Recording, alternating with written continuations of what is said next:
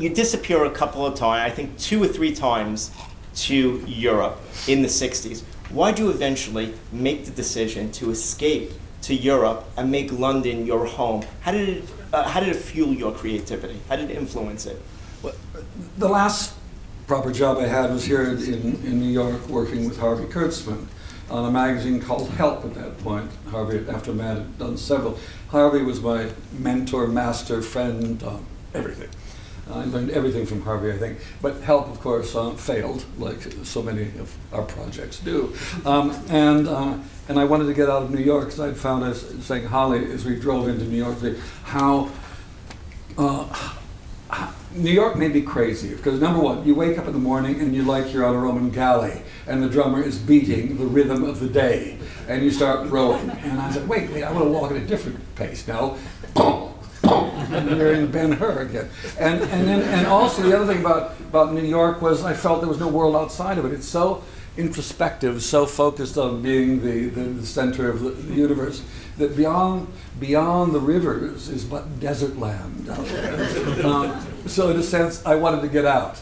And the magazine had failed, and I just got on a student ship, and 2 weeks later found myself in England. And then I hitchhiked around for roughly 5 months, got as far as Istanbul, was as far as I got, been down in Morocco, and I just discovered a different world out there, a different view of the world, because in the States the Vietnam War was on, civil rights movement was moving, feminism, gay rights, everything was happening, which was incredibly exciting.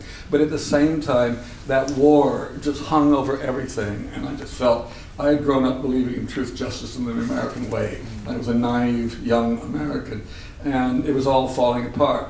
So escape. What I found interesting in Europe was how much America was not liked. And the most bizarre thing, I would then get into fights supporting this country that I didn't believe in its qualities anymore. But well, you don't talk about my country like that. But after those little fights, I just kept looking. Here's another world, and it's an old world. It's part of a longer continuum, and the castles are real. It's not like Disneyland.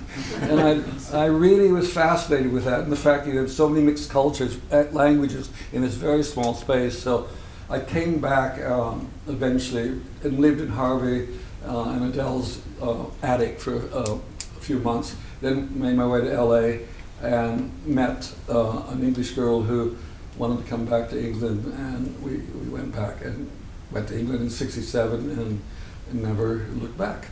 But you said you found your audience in basically London, in the UK. Why? What was there, the creativity, what was happening? That you don't find it here, but you found it there, and then eventually found it here. Yeah, I was playing comedy. We were even talking about doing children's TV shows. Harry Shearer was a good friend, and yet there didn't seem to be an audience out there. Or if there was an audience, one didn't have access to it because of the system at that point.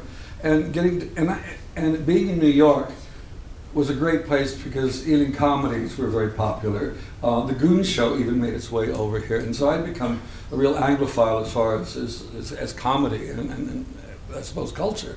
And when I got to England, suddenly the things I was doing here, suddenly there was an audience. People were laughing, and they thought, I understood what was going on, which I never have.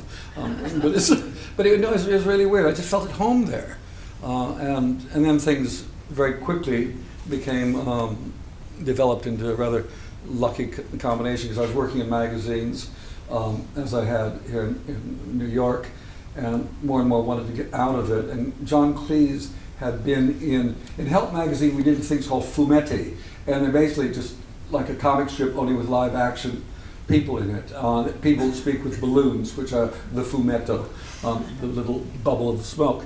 And this is something that Harvey had created, which is wonderful. In fact, I learned film from that, because it was just like making a motion picture without motion, is all it was. But everything else was needed: actors, costumes, sets, locations, blah, blah, blah. And we were always looking for actors who would work for $15 a day to be in these photo stories. And I met a young guy who was over with the Cambridge Footlights Review, comedy review, and his name was Cleese. And he appeared in one of these. And the most wonderful thing is the prescience of that combination of me and Sean. And the story, the particular story was about a man who falls in love and I believe has carnal knowledge with his daughter's Barbie doll. And if you look at John's marital history, you will find a direct correlation. Yes, ladies and gentlemen, it was said here tonight.